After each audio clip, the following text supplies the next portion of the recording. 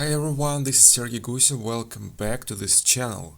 Today I'll be working on another portrait using the limited palette, also known as Zorn palette, called after a famous Swedish artist Zorn. Check out his artworks, he's an amazing artist, very famous nowadays as well. So what is the limited palette? I am going to use only 4 colors. Very basic ones. The ones you see on the palette, they are titanium white, yellow ochre, scarlet red, but you can use cadmium red as Zorn did, and ivory black. You can also use some other blacks, it's not that important. How do we start working? Well, actually the same way we always do it. You can start out from a quick underdrawing using maybe wheel charcoal, graphite pencil, maybe even pastels. Or paint, as I do, from a quick underpainting to figure out the future composition of the head. After that I start blocking in, put quite wide and thick brush strokes right on the canvas, blending them on the canvas, not so much on the palette. And here is my basic tip: be really careful with the black color. If you use too much of it, you can make your painting first of all quite dark, and second of all quite dirty. I would suggest you using black close to the end just to put some tonal accents. We don't need a lot of black in the beginning. I am not using any medium right now and not going to use it, maybe a tiny bit for the backgrounds, but not in the beginning. I put quite a lot of paint on the canvas and going to work almost like a sculptor working with clay. So we need to have quite a lot of material on the canvas and then start shaping it, working on the form, construction, light, shadow, values, colors, and so on. It's a quick painting, Alla prima, done with one sitting, and I recommend you to do a lot of them every week. Not one, but maybe 5 or 10, especially if you are in the beginning of your career. Do a lot of quick studies. I'm using linen, but you can use some cheaper materials. In one of my previous tutorials I was talking about paper. You can also use paper, just make sure you prepare it the right way. Glue it twice and give 2 layers of acrylic gesso. Then you can paint with oils. So let's get back to this painting. I'm working with a bristle brush. Started out with a big white bristle, now picked up a smaller one, and I care mostly for the construction. I work with the big planes. I don't feel any difference working with the limited palette, so I actually work the same way as I do working with a full palette. Remember about warm and cool shades, and here is one question: how to get cool shades. We do not have blues, no cobalt blue, no ultramarine, no sky blue, no cerulean, no anything. How do we get cool shades? Well, it's quite simple. We have white, we have black, and some red. Mixing white and black, we get a gray shade, but it's quite cool. Then adding some red, we get some violet color, and so we can paint some reflections, some cool lights, using that combinations, maybe in different proportions. Of course, when working on warmer shades we use more ochre and more red, less white, and obviously less black. And then we work the same way. No tricks, no special tips, just again, don't use a lot of black.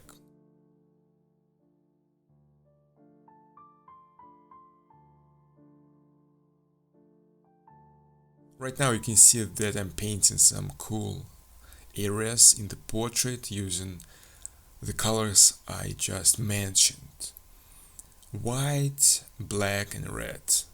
Quite enough to make some interesting combinations of colors, and they fit perfectly skin tones.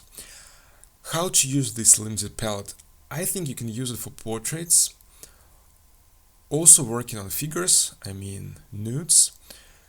I do not think it's a great idea to use this palette for, let's say, landscapes, especially bright ones. Of course, we can get some violet or maybe orange or turquoise. No, we can't get them using only 4 colors on the palette. So maybe when working on some dark landscapes, we could use this palette, but obviously not always. Therefore, I think we can use it mostly for portraits. Otherwise, we need to add some extra colors on the palette. Should we always use this palette when working on the portraits? I do not think so. I personally don't like to use a lot of black, and to be honest, I do not suggest using black for beginners. Again, it's a very tricky color, you can make a lot of dirt on the canvas. It's not always great for skin tones, so I think you can do some Alla primas once in a while.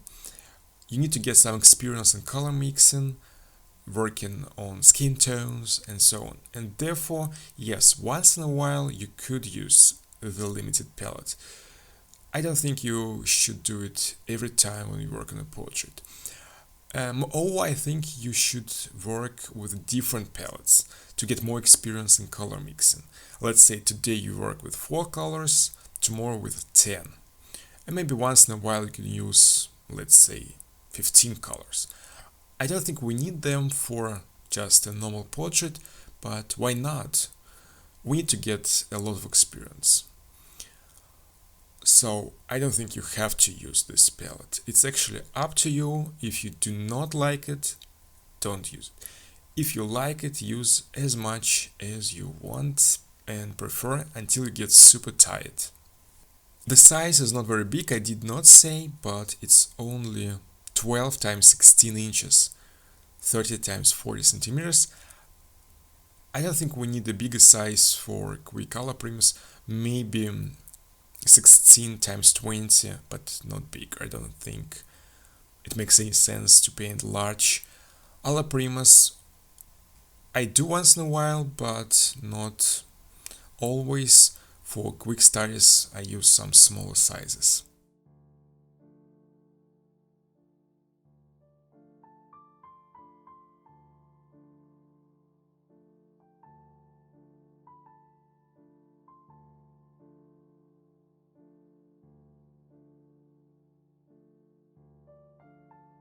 I get close to the end right now, working a little bit on the background, maybe quick underpainting. I think I will put some thicker brushstrokes on top using white. The background is not important. I think if you leave it like this or somehow less finished, it's going to look quite nice and make a very interesting painterly effect. The painting will look slightly unfinished and so more interesting, more lively. It's quite important in quick paintings, in my opinion. And then I get back to the painting, continue working on the face, a little bit on the proportions, on the likeness, on the colors. You can take a smaller brush at some point, a synthetic brush for smaller things, usually for eyes, nostril, and corners of the mouth. We need to put them on the right places, otherwise the face can look super weird. We don't need that. Also make sure that the eyes are on the same level, not jumping up. So always make sure they are on the right places, compared to each other, of course. Yeah, right now I'm working with a synthetic brush, just making a few corrections in the eyes, then get to my normal bristle brush and continue working on some bigger areas, bigger planes. So Getting closer to the end, let's sum up. First of all, there is no big difference working with the limited palette. It's not a problem in my opinion, it's not more difficult than using the full palette, though I have to admit that we probably can't use it always. I mean, for some landscapes, or maybe when working on portraits with bright clothes and bright backgrounds, we can't use only 4 colors. At some point, we should try it, getting more experience in color mixing. Be careful using black. Remember that skin tones don't like black.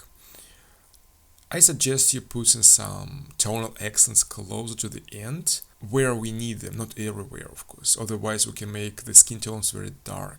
I think basically that's it. I don't have any special tricks, so probably that I use the same method working this Alla prima as I always do. So I didn't do any underdrawing, quick underpainting to figure out the right composition, and then applying quite big thick brush strokes, sculpting with the colors on the canvas, working on the big volume, and then getting close to the end, I work a little bit on the details. I really hope that this tutorial was interesting and even inspiring for you. Let me know in the comments down here what you think. How often do you paint with a limited palette? Or maybe you have never tried it before, and so this tutorial inspired you to get only 4 colors on your palette. Well, anyway, I will be very happy to see your comments down there. Subscribe to this channel, follow me on Instagram and Facebook, and of course don't forget that you can get a lot more information on my webpage, downloading the full video tutorials. Some of them, by the way, you can watch on my Patreon. As always, I wish you good luck with your own artworks, and see you quite soon on this channel in my next episode. Thank you for watching.